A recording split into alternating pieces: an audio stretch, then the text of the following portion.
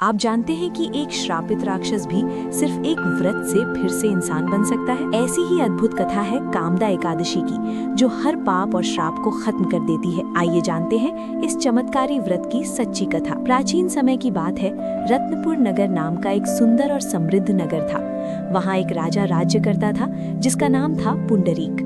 उस नगर में गंधर्व और अप्सराएं रहते थे जो नृत्य और संगीत में बहुत निपुण थे। उन्हीं में एक गंधर्व था जिसका नाम था ललित और उसकी पत्नी थी ललिता।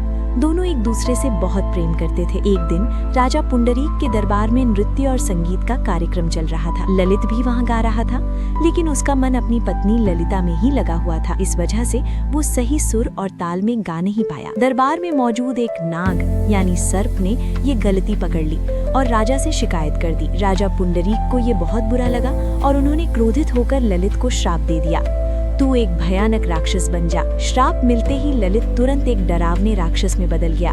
उसका शरीर बहुत विशाल और भयानक हो गया। ललिता अपने पति की ये हालत देखकर बहुत दुखी हो गई और जंगल जंगल भटकने लगी। एक दिन भटकते भटकते ललिता को एक महान ऋषि मिले, ऋषि श्रृंगी। ललिता ने रोते हुए अपनी पूरी कहानी उन्हें सुनाई। ऋषि ने दया करके कहा, यदि तुम चैत्र मास की शुक्ल पक्ष की एकादशी यानी कामदा एकादशी का व्रत पूरी श्रद्धा से करोगी तो तुम्हारे पति श्राप से मुक्त हो जाएंगे। ललिता ने पूरे नियम और श्रद्धा से कामदा एकादशी का व्रत रखा। व्रत के पुण्य से उसका पति ललित तुरंत राक्षस योनि से मुक्त होकर फिर से सुंदर गंधर्व बन गया। दोनों पति पत्नी खुशी खुशी अपने लोक लौट गए। कामदा एकादशी का व्रत सभी पापों और श्रापों को समाप्त करता है। ये व्रत मोक्ष देने वाला माना जाता है। जो भी इस व्रत को श्रद्धा से करता है उसकी सभी मनोकामनाएं पूरी होती हैं। तो दोस्तों, ये थी कामदा एकादशी की अद्भुत कथा। अगर आपको ये कहानी पसंद आई हो तो वीडियो को लाइक, चैनल को सब्सक्राइब और बेल आइकन जरूर दबाएं। जय श्री हरि।